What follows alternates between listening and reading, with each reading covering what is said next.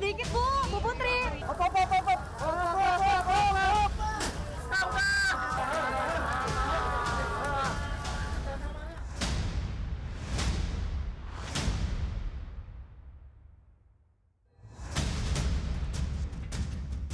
Persidangan yang ditunggu-tunggu publik akan segera digelar.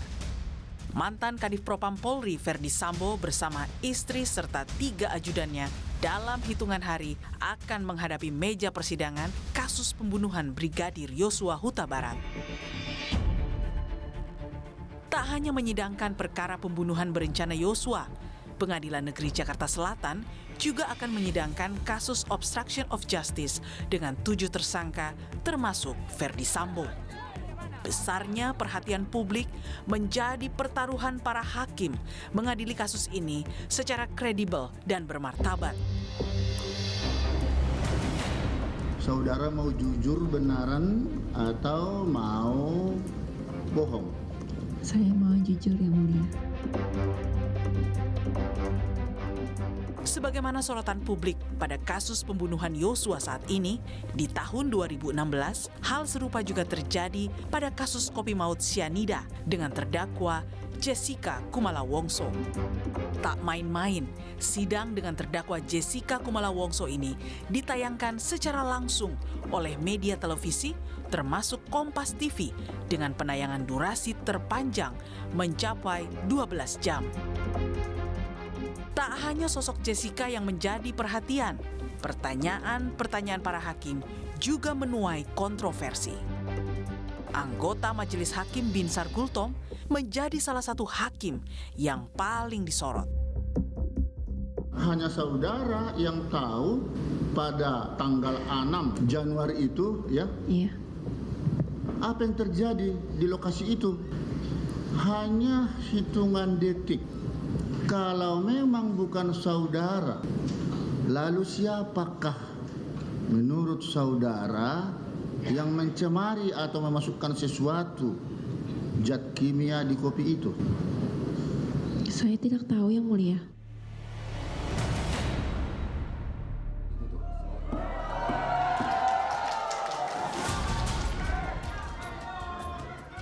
Usai melewati 32 persidangan dengan menghadirkan puluhan saksi dan para ahli, Majelis Hakim Pengadilan Negeri Jakarta Pusat kala itu menjatuhkan vonis 20 tahun penjara untuk Jessica Wongso pada 27 Oktober 2016.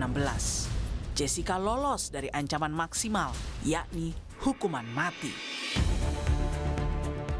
Kini, dalam hitungan hari, perhatian publik bergeser ke Pengadilan Negeri Jakarta Selatan.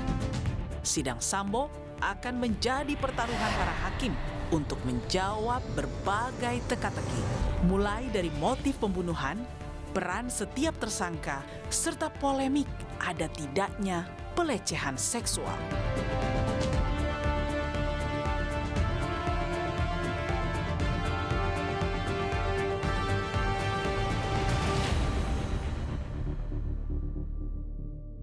Saya sudah bersama anggota Majelis Hakim pada kasus kopi maut sianida yang kini menjabat Hakim Tinggi Pengadilan Tinggi Banten. Ia adalah Dr. Binsar Gultom. Pak Binsar, terima kasih sudah di Rosi. Terima kasih. Pak Binsar, itu 6 tahun lalu Anda adalah salah satu dari Majelis Hakim yang memimpin sidang racun sianida menewaskan Mirna Salihin. Siap. Itu adalah sidang pertama yang luar biasa diikuti oleh penonton dan disiarkan secara langsung oleh televisi. Kompas TV termasuk yang pertama menyiarkan secara langsung. Dan sekarang ada kasus Sambo, kedua setelah persidangan racun sianida. Sebagai hakim yang pernah memimpin sidang itu dan memberikan keputusan terhadap kasus itu, menurut Anda apa persamaan terbesar dengan kasus pembunuhan Yosua? Terima kasih. Jadi persamaan kurang lebih dari berbagai kontroversi meninggalnya si korban. Di satu sisi bukan karena racun atau yang lain, cara memasukkannya bukan lewat mulut, Jadi terjadi kontroversi.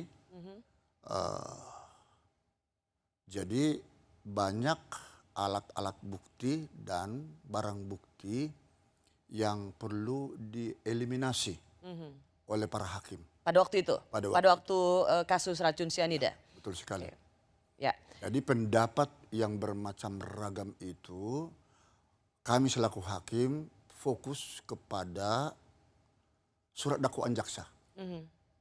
Nah karena itulah jaksa di dalam menyusun surat dakwaan itu harus betul-betul menerima masukan dari berbagai pihak dulu supaya tidak ada kontroversi dari sana sini. Ya. Nah kalau sudah ditangani dan masuk kepada surat dakwaan jaksa, itulah yang menjadi dasar hakim untuk membuktikan benar atau tidak surat dakwaan itu. Dari fakta-fakta persidangan itu, kesamaan yang juga sama penting ya Pak Binsar, yaitu sama-sama pembunuhan berencana. Siap. Waktu Jessica, dia juga diancam dengan pasal pembunuhan berencana. Sambo juga demikian, sama-sama pasal 340. 340 KUHP. Seberapa susah atau seberapa mudah seorang hakim bisa memutuskan bahwa ya, si terdakwa ini adalah otak di balik pembunuhan berencana? Baik, menarik pertanyaan itu. Waktu itu memang kami mengambil langsung 3 kelompok permasalahan. Pertama, apakah ada korban? Yes, ada. Kedua, mengapa dia meninggal? Apa yang menyebabkan dia meninggal? Jadi kita bukan mencari dulu siapa yang melakukan. Nah, dari berbagai alat bukti, keterangan saksi maksudnya, ahli, surat, termasuk di situ visum et repertum, dan keterangan-keterangan yang lain, petunjuk, ternyata ada beberapa hal yang tidak bersesuaian dengan matinya seseorang itu. Karena kami langsung mempelajari kalau memang itu cyanida yang menjadikan dia mati, kami pelajari karakteristik cyanida itu. Ya, Apa? karena beberapa saksi ahli yang dihadirkan dalam persidangan itu punya 2 keterangan yang berbeda. Betul. Ada toksikologi yang mengatakan ia mati karena racun cyanida, tapi ada juga saksi ahli yang dihadirkan oleh kuasa hukum Jessica yang dari Australia kalau nggak salah, dia mengatakan tidak dapat ditemukan cyanida yang cukup besar jumlahnya yang bisa menyebabkan Mirna Salihin mati karena cyanida. Bagaimana hakim bisa memutuskan bahwa keterangan ahli seperti inilah yang diyakini oleh hakim? Mengapa bukan keterangan saksi versi atau yang diberikan oleh tim kuasa hukum Jessica yang Anda dengar? Bahwa tidak cukup cyanida di dalam tubuh Mirna. Ini menarik. Saya jadi teringat waktu itu Prof. Bembeng Ong itu mengatakan kalau hanya 0, sekian persen masuk ke rongga ditelan tidak akan mengakibatkan mati. Sementara dari salah satu pihak ahli dari polisi, dari kejaksaan. Ya, dari kejaksaan itu 0,1 sekian dapat mengakibatkan matinya seseorang. Tetapi kami selaku hakim kan punya independensi mengesampingkan mana yang lebih relevan. Kami justru masuk kepada fakta lewat CCTV. Baru cyanida itu dikocok, dikopi, ditelan, hanya hitungan detik. Karena hal ini kami sudah mempelajari karakteristik cyanida. Hanya hitungan detik bisa membuat seseorang itu kolaps sehingga meninggal dunia. Ini sekali lagi saya berterima kasih karena Anda bisa menjelaskan ini setelah 6 tahun kasus ini divonis. Sedikit lagi supaya jangan terputus rentetan itu. Nah, jadi dasar faktual ini yang paling urgen bagi kami, faktanya dia mati seketika yang kondisinya sebelumnya sehat. kalaupun dibilang entah bermacam ragam ini barang bukti, itu tidak menjadi peduli bagi kami. Itu Karena Anda melihat fakta persidangan dari CCTV Ya. bahwa setelah ia meminum Ya. kopi Vietnam itu, Ya. maka tubuh Mirna langsung bereaksi, ia merasa kepanasan, ia kemudian langsung begitu cepat tidak sadarkan diri dan kemudian terbujur kaku. Ya. Jadi kondisi fisik itu yang Anda lihat dari CCTV. Iya. Tapi juga ada pertanyaan, tidak ada fakta persidangan atau alat bukti yang menunjukkan Mirna lah yang memasukkan gelas racun itu ke gelas. Sangat. Sorry, Jessica lah yang memasukkan racun cyanida ke gelas Mirna. Jadi Tidak ada bagaimana keyakinan hakim waktu itu? Ya, tidak ada satupun bukti atau alat bukti saksi yang melihat dimasukkan. Ini memang CCTV menjadi sarana yang empuk dan ini setelah diberlakukan Undang-Undang ITE ya menjadi dasar bagi kami bahwa CCTV ini menjadi tolak ukur. Persis, tapi Pak Binsar, Karena pada waktu itu di CCTV tidak dapat dilihat. ketahuan pada saat di Zoom ada gerak-gerik tangan itu masuk ke salah satu tempat gelas tapi ketutup oleh paper Ya, bag. karena waktu itu Jessica di CCTV berusaha untuk meletakkan satu tas besar, kantong besar di sebelah Ya, gelas sehingga itu tidak terlihat ia memasukkan sesuatu di balik tas itu. Namun semakin tajam bagi kami untuk membuktikan bahwa pelakunya dia ketika di CCTV kita lihat gatal-gatal tangan. Kalau serbuk sianida kena ke tangan, banyak melepuh, kalau sedikit gatal-gatal.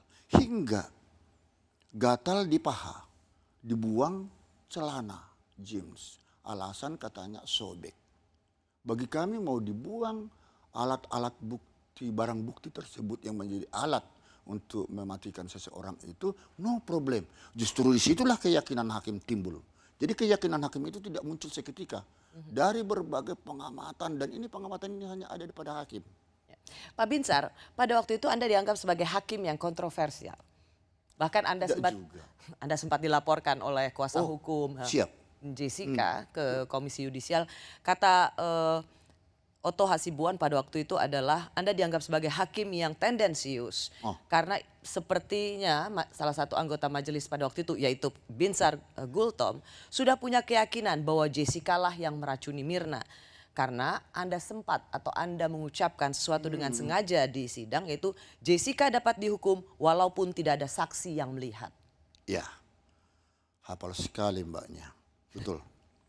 Karena hal itu ada kasus yang pernah kami tangani di Pengadilan Negeri Jakarta Pusat. Tidak mau mengakui dia melakukannya. Satu, kedua tidak ada saksi satupun. Yang anak si kecil yang dibawa itu diperkosa lalu dibunuh.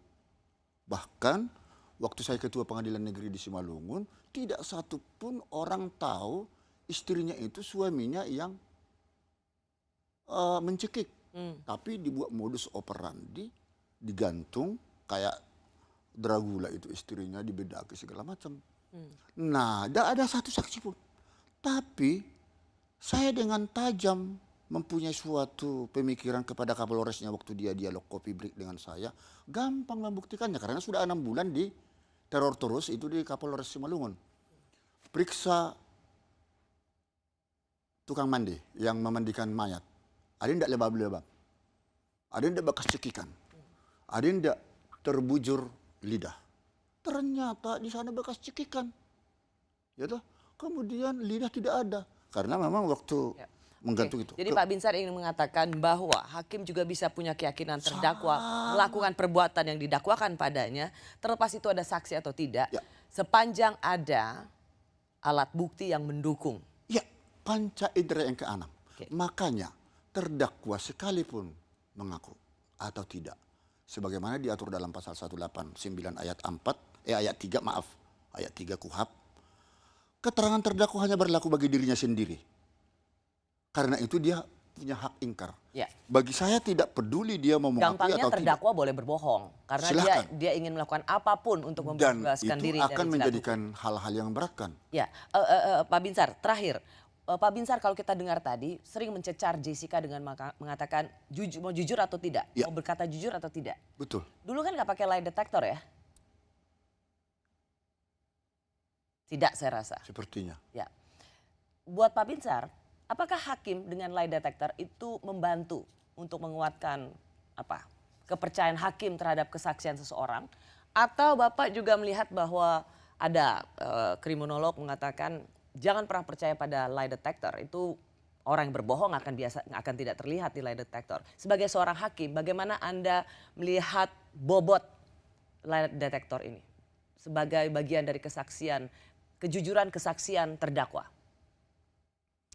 Yang jelas, pertama feeling. Nggak, tapi Anda akan memperhitungkan itu nggak? Menjadikan ini faktor yang utama? Tidak terlalu menjadi faktor bagi saya. Saya setiap bersidang, apalagi kalau krusial seperti ini, memang minta tuntunan dari Roh Kudus, Baik. Tuhan. Jadi saya ada panca indera yang keenam. Oke, Pak. Makanya ketika saya pandang matanya, sudah nggak mampu melihat mataku, di situ dia sudah salah. Dia tidak akan bisa mengelak. Baik, Pak Binsar, kita akan masuk karena hakim masuk ke tema berikutnya. Hakim itu akan selalu bisa menghadapi keterangan yang berbeda-beda dari terdakwa dari dan terdakwa. saksi. Seperti misalnya ada pengakuan bertentangan antara Verdi Sambo dengan Richard Eliezer soal siapa yang menembak dan mematikan Joshua. Lalu bagaimana pembuktiannya di persidangan dan seperti apa keyakinan hakim? Nah, atas keterangan BAP klien saya memang sudah disampaikan bahwa perintah itu datangnya dari saudara FS. Kemudian klien saya sampaikan bahwa yang melakukan penembakan adalah klien saya yang pertama, kemudian saudara FS. Seorang GC harus jujur, sehingga seorang GC tidak boleh hanya menggunakan label GC tersebut untuk menyelamatkan diri sendiri. Bersama saya anggota Majelis Hakim Sidang Racun Cyanida yang menewaskan Mirna Salihin. Persidangan di tahun 2016 yang sangat menarik perhatian publik seperti halnya dengan sidang kasus pembunuhan kasus pembunuhan Yosua dengan terdakwa Verdi Sambo. Narasumber saya adalah Hakim Gultom. Pak Binsar, hakim itu selalu sering menghadapi keterangan berbeda-beda. Yang paling baru pada saat kita bicara saat ini kemarin, pengacara Sambo mengatakan justice collaborator itu ditujukan pada Eliezer, nggak boleh berbohong karena Sambo mengatakan bahwa ia tidak menyuruh menembak, sementara Eliezer bawahannya dengan clear atau di BAP-nya ia mengatakan disuruh oleh Verdi Sambo. Bagaimana hakim bisa menemukan kebenaran di antara dua perbedaan kesaksian ini? Ya, sebenarnya itu gampang. Namun khusus mengenai... Gampang, sebenarnya gampang. Siapa yang berbohong dalam hal ini gampang. Ya, tapi saya tidak mau masuk ke teknis ya kasusnya yang sedang diproses ya. Tetapi secara umum dan kepada kasus Jessica ini saya katakan karena memang banyak antara pendapat ahli atau keterangan saksi yang satu dengan yang lain saling bayan. Nah, disitulah seorang hakim harus menyumpah makna sumpah daripada saksi itu ya berkata benar jujur. Dan itu ancaman pidananya 7 tahun sebagaimana diatur dalam pasal 242 KUHP. Nah, jadi kalau sampai kata-kata yang disampaikan antara si A atau si B tidak Sinkron. connect, tidak sinkron, ya hakimlah nanti yang akan menilainya. Bagaimana? Apa biasanya keahlian para hakim untuk menggali keterangan terdakwa dan saksi lainnya? Oh ada. Mencari kesesuaian itu. Ada. Karena misalnya di antara yang ada di situ almarhum yang ditembak, lalu Verdi Sambo yang katanya hanya bilang hajar cat, dia tidak menyangka bahwa hajar cat itu ternyata Eliezer menembak hingga mati. Sementara ada Ricky Rizal di situ yang mengatakan tidak tahu siapa yang menembak. Jadi apakah itu Verdi Sambo atau Eliezer. Jadi kan tidak bisa dibuktikan atau hakim punya cara punya terobosan. Hakim yang memiliki naluri tajam akan bisa menemukan hal itu disesuaikan dengan peristiwa pidana yang terjadi. Ya Pak, Jadi Pak saya Binsar, tapi tidak kan ini tidak melulu tentang naluri, itu akan sangat subjektif. Hakim, betul, saya hakim kan juga harus belum selesai bertindak ngomong. objektif berdasarkan fakta-fakta persidangan. Iya, fakta persidangan. Dari berbagai fakta persidangan itu, kan itu nanti disimpulkan oleh hakim mana yang berkorelasi relevan dengan peristiwa pidana. Nah, jadi seperti di dalam kasusnya Jessica itu, saya kira hampir ratusan itu saksi-saksi dan berbeda-beda antara satu dengan yang lain. Tapi kami harus mempunyai satu titik tujuan, ini mati karena racun. Kalau ini mati Karena karena ditembak. tembakan, misalnya. Nah ini soal siapa yang menembak segala macam. Disitulah tugas hakim untuk menemukan, tidak boleh dia menyerah. Saya pun waktu itu kan tidak tahu siapa pelaku yang sesungguhnya, apakah lewat racun ataukah Jessica atau tidak. Tapi itulah tugas berat, tugas krusial seorang hakim untuk menggali fakta ketika sudah dinyatakan terbukti dia bersalah karena racun, karena alat apa, ya. Nah, disitulah hakim akan mengatakan terbukti bersalah. Dalam kasus misalnya, Anda punya pengalaman kasus Jessica, Ya. yang Anda bilang juga harus mendengar ratusan keterangan Ya. saksi. Ya. Nah, kalau misalnya Anda mendengar keterangan saksi itu dengan persesuaian, kan Anda ke pengacara Verdi Sambo kemarin mengatakan soal justice collaborator. Siap. Nah, menurut Anda seberapa ini sampai dipisah jadwal sidangnya Verdi Sambo dengan 3 tersangka lainnya dan kemudian terdakwa lainnya Perkaranya di split. di-split. Berarti ada istilah saksi-saksi mahkota apa segala macam itu. Dia dengan kasus yang sama, pembunuhan, Ya. tetapi dibedakan. Menurut Anda ini artinya apa? No problem. Artinya di sini untuk mengetahui jangan sampai Saksi mahkota. saksi antara satu dengan yang lain itu agar mampu dia memberikan yang sejujurnya, dan disitulah makna sumpah harus betul-betul diterapkan kepada dia, kepada saksi yang bersangkutan. Bahkan tidak Karena dipertemukan. kalau dia Apakah menurut Anda memang sebaiknya Verdi Sambo dan Eliezer tidak dipertemukan dalam ruang sidang? Loh, kalau sudah dipanggil oleh hakim ke ruang sidang siapapun, tapi kembali lagi pinter mbaknya jangan menyudutkan masuk ke sana. Ini secara umum aja, ya, karena nanti saya ditegur oleh Komisi Yudisial. Tapi mohon maaf kepada pimpinan Mahkamah Agung dan Komisi Yudisial, saya tidak ada bermaksud di sini mau melanggar kode etik, hanya mau memberikan pencerahan hukum, karena di dalam kode etik penegakan hukum pun ada juga diberikan satu aturan hakim itu bisa memberikan. Ya, justru di sinilah pendapat hukum. kehadiran Pak Binsar Gultom Ya. dengan pengalaman Bapak pernah memimpin sidang Ya. kasus racun cyanida yang menyita perhatian, dan Betul. ini adalah yang kedua seperti tadi saya katakan, Ya. bisa memberikan pencerahan apa sesungguhnya tantangan hakim untuk memutuskan kasus yang begitu besar ini dengan seadil-adilnya. Nah, pada waktu persidangan Pak Tunggu dulu, pertanyaan tadi sudah menarik. Karena si korban sesungguhnya sudah memberikan kepercayaan sepenuhnya kepada jaksa penuntut umum, ya, untuk mencari keadilan. Di sini memang hakim haruslah memberikan putusan yang terbaik buat semua pihak. pasti tentu itu yang kita harapkan dari hakim. Nah, saya ingin sekali lagi ingin melihat bagaimana kesaksian-kesaksian. Ya. Salah satunya adalah Ricky. Tidak apa-apa kalau misalnya tidak Anda ingin komentari, tetapi berikan pencerahan hukum. Ya. Bagaimana ada Ricky Rizal yang ada di situ. Ia tahu ada penembakan. Ia melihat bahwa kemudian Joshua meninggal, tapi dia tidak tahu siapa yang ditembak. Karena katanya dia bersembunyi, sempat mengatakan bersembunyi di balik kulkas. Kita lihat lagi seperti apa keterangannya, ya. Pada saat di dalam, Richard sudah ada dalam posisi tembak, dan tembak, suruh tembak sama Pak Sampo, perintah tembak kepada si dia lihat bahwa ada apa si Joshua, ya, nginin badannya, nginin tangannya. Tapi ada kejadian pada saat dia setelah melihat itu ada masuk HT. Dia masuk lagi ke dalam, itu posisi yang dilihat, Pak Sambo ikut menembak, yang tembakan itu yang masalah dinding, tembok, tangga, itu yang dilihat. Jadi biasa ya Pak, kalau terdakwa itu sering mengubah-ngubah BAP.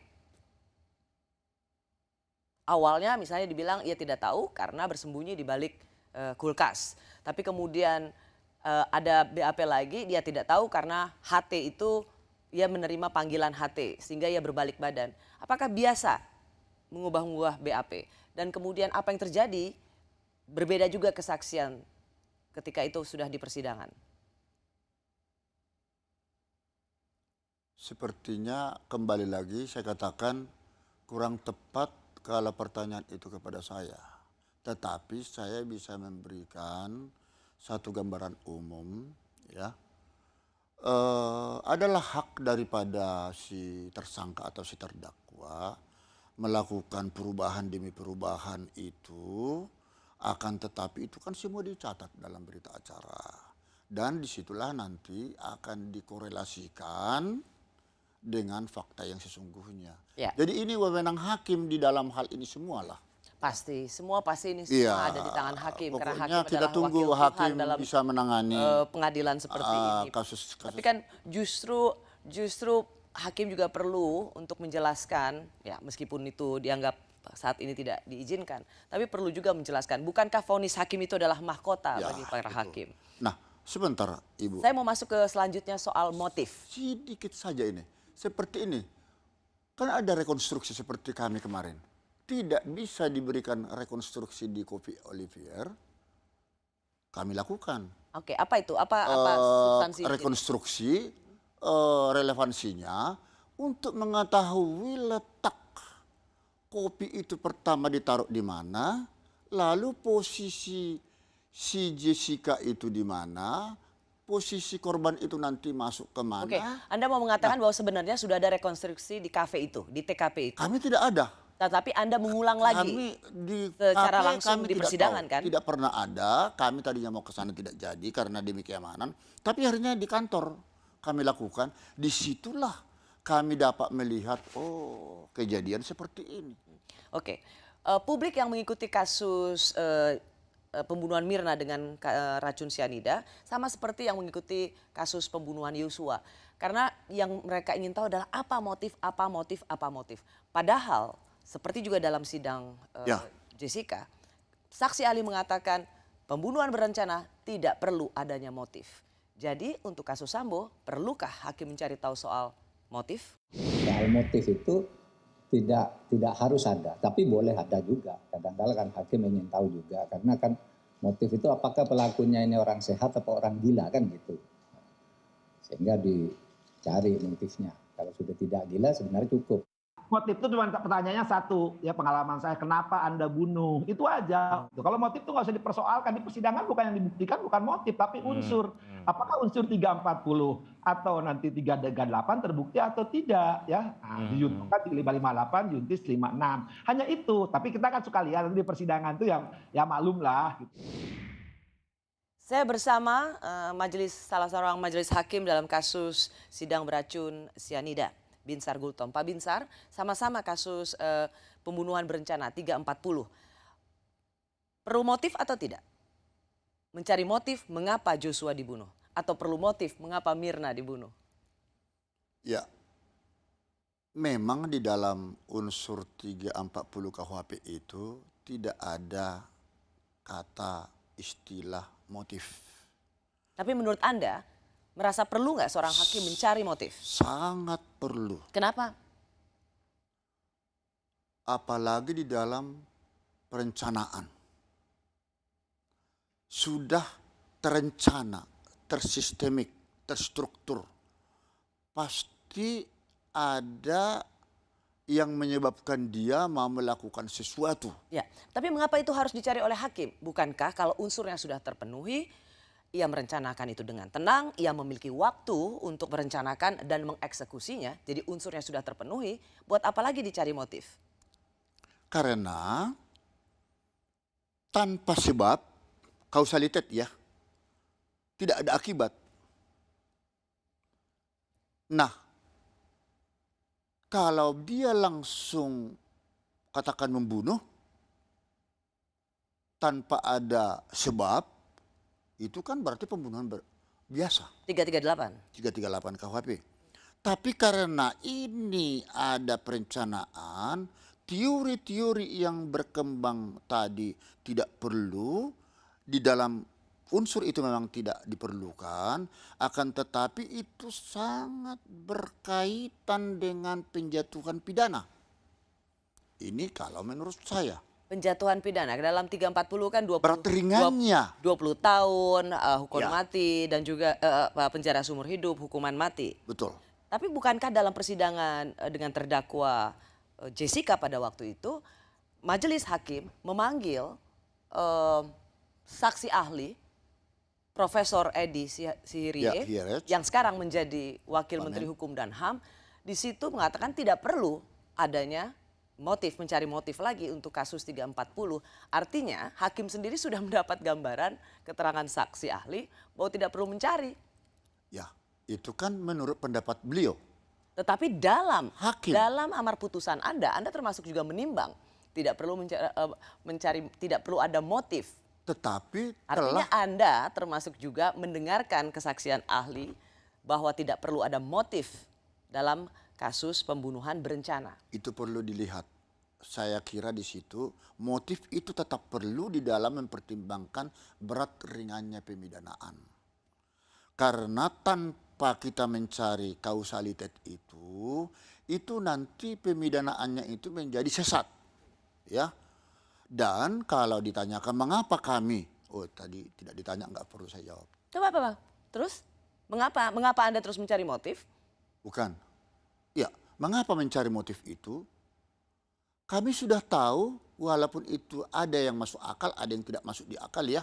Motif yang termasuk kepada korban Mirna waktu itu. Ya, kenapa saya tanyakan ini? Karena berulang kali selalu terdakwa mengatakan keluarga saya dilecehkan, istri saya dilecehkan. Sehingga ini bisa dijadikan motif sebagai alasan seorang terdakwa melakukan pembunuhan berencana. Kalau hakimnya seperti Pak Binsar, jangan-jangan orang ini bisa dapat keringanan hukuman. Secara umum saya katakan masalah motif tadi, sejauh mana itu dapat dipertimbangkan secara hukum, dapat diterima oleh hakim, maka itu motif tadi akan menjadi hal yang meringankan atau memberatkan terhadap dia. Iya. Jadi hakim juga seperti Pak Binsar misalnya menggunakan ada terdakwa yang mengatakan motif bahwa saya dilecehkan, martabat keluarga dihinakan, maka itu bisa meringankan hukuman seorang pembunuh dengan pasal berencana. Buktikan kebenarannya. Karena ada pasal lagi, ini pengetahuan umum ini ya, ada di pasal 49 KUHP. Demi melindungi kesusilaan, ada unsur pemaaf. Dia tidak perlu dipidana. Ada itu. Overma. Itu pasal 48-nya KUHP. Nah, jadi hal-hal seperti ini tapi di situ Pak ada locus delicti yang juga harus kita lihat. Terjadi di Magelang, lalu ada di Saguling, ada di baik. Anda tidak mau masuk dalam teknis. Saya tidak mau masuk kepada teknis. Tetapi ini karena sebenarnya juga Bapak, saya ingin mendengar bahwa bukankah 340 itu seseorang melakukan perencanaan dengan sangat tenang, ada waktu juga dia merencanakan, dan ada waktu, dia memiliki waktu juga untuk mengeksekusi. Karena ada waktu untuk melakukan sesuatu itulah. Maka overmark, saya katakan ketika itu ketika unsur itu terpenuhi, maka overmark itu menjadi tidak relevan. Bukan. Karena ada waktu, beberapa saat katakan, itulah di situ ada motif saya akan lakukan sesuatu kepada dia. Untuk menghabisi dia. Di situ, karena ini sudah ada jarak tenggang waktu, walaupun hanya 1-2 jam. Apalagi sudah lebih. Ya.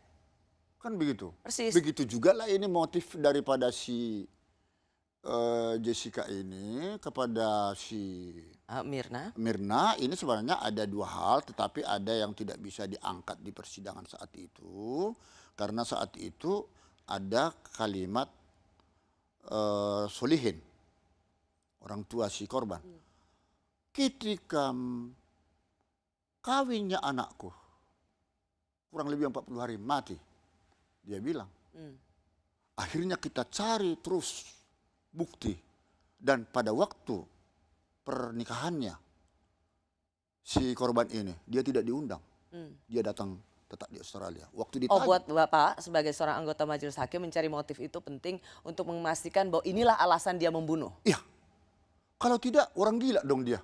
Oke. Mungkinkah dia di copy Olivier, Jessica kibas-kibas ada sasaran? Ya. Itukah yang membuat majelis hakim melihat hukumannya adalah yang terendah di antara ancaman 340 hanya 20 tahun dan bukan penjara seumur hidup. Saya tahu tidak bisa hukuman mati karena sudah ada kerjasama dengan Australia yang memberikan bantuan kesaksian. Itu independensi hakim dan pri kemanusiaan.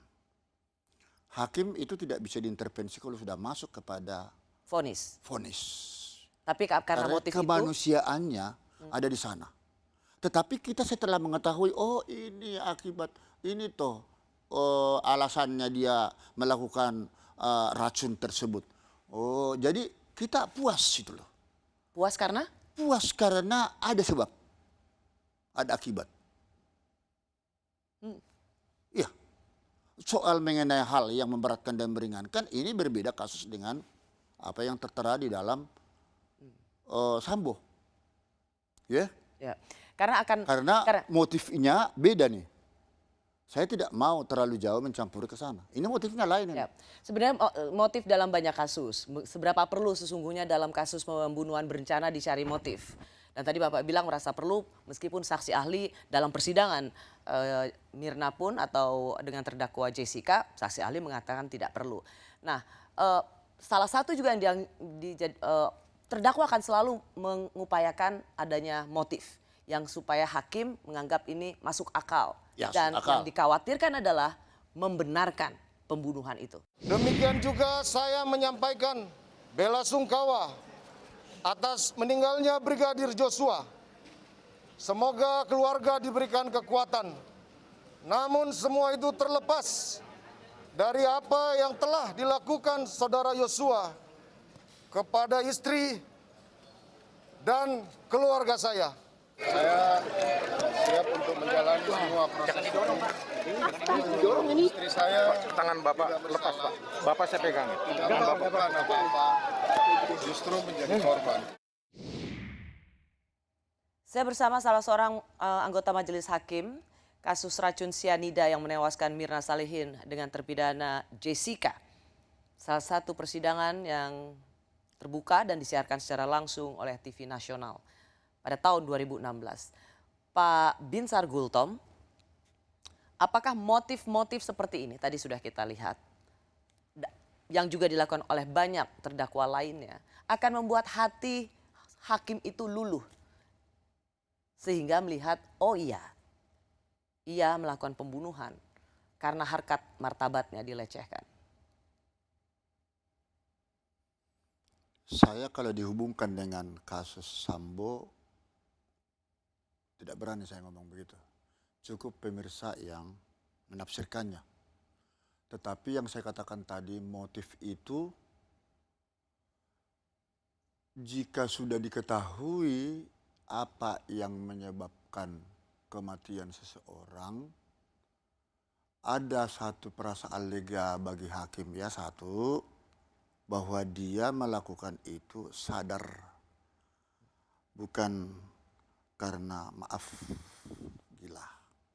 Ya, itu sudah jelas berarti ada pertanggungjawaban hukum yang harus dibebankan kepada dia. Kemudian karena motif tadi itu, saya ulangi sekali lagi, itu ada yang menyebabkan dia dilakukan seperti racun sianida itu karena kecemburuan kah?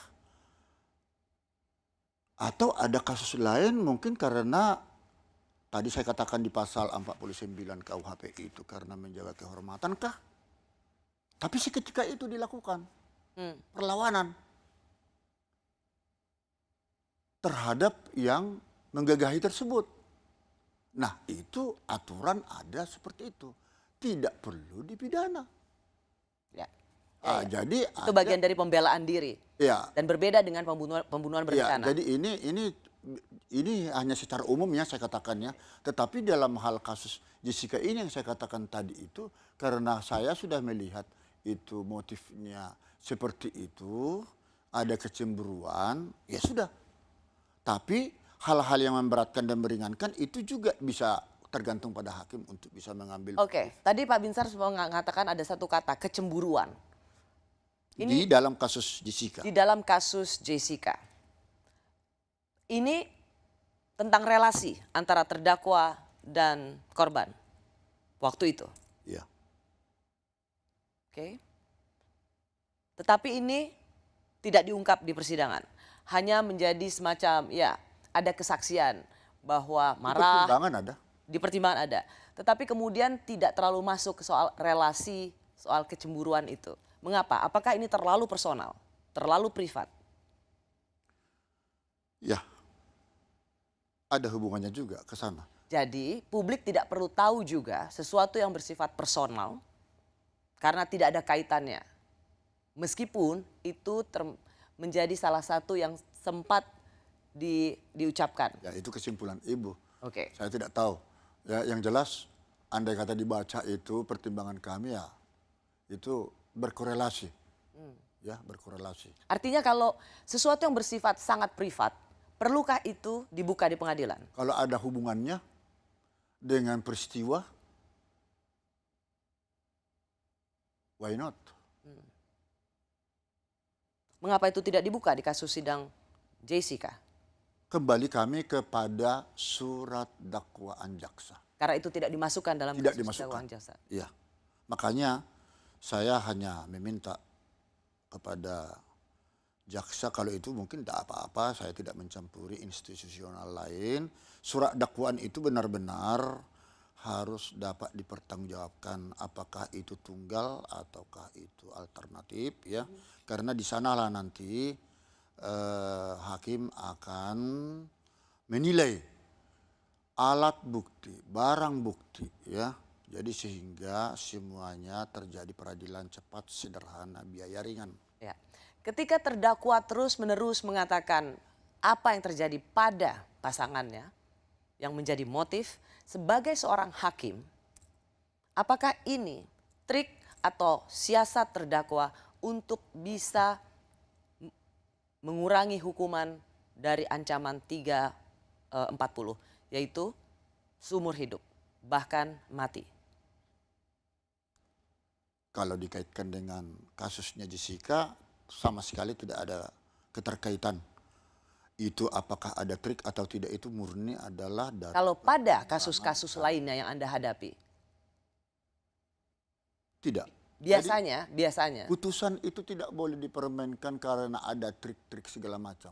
Sedikit saja tidak. Oke, saya mengubah terminologi saya.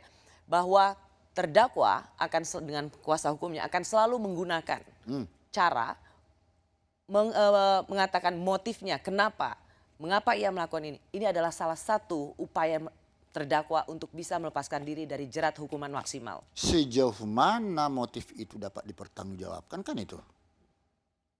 Itu bisa menjadi hal-hal yang memberatkan atau meringankan. Jadi tidak akan heran jika terdakwa akan terus-menerus menggaungkan apa yang terjadi pada pasangannya misalnya untuk mengurangi hukumannya. Oh iya, itulah hebatnya. Makanya saya bilang tadi saya sudah cut bahwa terdakwa itu kualitas pembuktiannya paling rendah dibandingkan alat-alat bukti lain. Tak perlu pun dia mengaku sama sekali. Itu tidak menjadi persoalan. Itu hanya kita merelevansikan cocok apa tidak dengan apa yang sudah terjadi. Kalau cocok, hal yang meringankan. Itu termasuk harus dipertimbangkan. Tapi kalau itu tidak cocok sama sekali, ini memang dasar. Ya mau bagaimana, hal yang memberatkan dong. Ya. Baik, Hakim Binsar Gultom, Anda pernah menjadi anggota majelis hakim kasus sidang racun cyanida yang menewaskan Mirna Salihin. Kasus pertama yang menyita perhatian publik. Dan hari Senin nanti kita akan lihat kasus pembunuhan Yosua dengan terdakwa Ferdi Sambo. Sedikit saja apa? Masalah keamanan. Masalah keamanan untuk majelis hakim soal di Iya, dalam perkara-perkara menarik perhatian publik, high profile seperti ini. Karena ini pengalaman waktu kami sidang Jessica. Oke, pengamanan di PN Selatan misalnya atau apa? Begini, kami cukup ketat mengamankan kami waktu itu di Pengadilan Negeri Jakarta Pusat. Tapi ketika kita pulang ke rumah sampai jam 12 malam, setiap malam atau 3 kali seminggu itu ke Depok, tidak ada yang mengamankan sudah sampai ke rumah. Nah, hal-hal yang seperti ini juga karena dalam persidangan itu sering terjadi ada gaduh, ada hal-hal yang tidak sedap atau merendahkan martabat hakim. Mohon perkenan tanpa mengurangi rasa hormat kepada Komisi Yudisial sesuai undang-undang yang dimilikinya. Adalah tugasnya untuk mengambil tindakan hukum apabila ada orang perorangan atau berbadan hukum yang diduga merendahkan martabat hakim. Martabat hakim yang dimaksud keperendahan ini dari berbagai cara-cara di persidangan yang sampai mengarah kepada profesi seseorang atau pribadi, karena itu sudah ruang lingkup daripada. Saya tahu maksud Anda, itu yang Anda ingin bidik adalah kuasa hukum yang waktu itu mengadukan Anda di Komisi Tidak menjadi Yudisial. persoalan itu. Tapi menurut saya ada pesan yang lebih pesan besar Anda yang sangat baik, yaitu jaga keselamatan hakim terutama usai persidangan. Itu jauh lebih penting karena kalau ada di dalam persidangan seluruh kewenangan dan ketegasan itu harus ada milik hakim, majelis hakim. Jadi kalau ada yang mau kurang ajar sama hakim, ya hakim tegas aja. Tapi keselamatan hakim di luar sidang itu penting sekali. Jangan hanya di persidangan yang begitu ketat, tapi di luar kita tidak tahu. Itu sebenarnya poinnya. Ya, terima kasih Pak Binsar. Terima kasih. Gultom untuk sharing pengalaman Anda saat memimpin sidang kasus cyanida. Sampai ketemu lagi Pak Binsar. Terima kasih sudah bersama Rosi. Kita jumpa lagi Kamis depan. Tetaplah di Kompas TV Independen Terpercaya.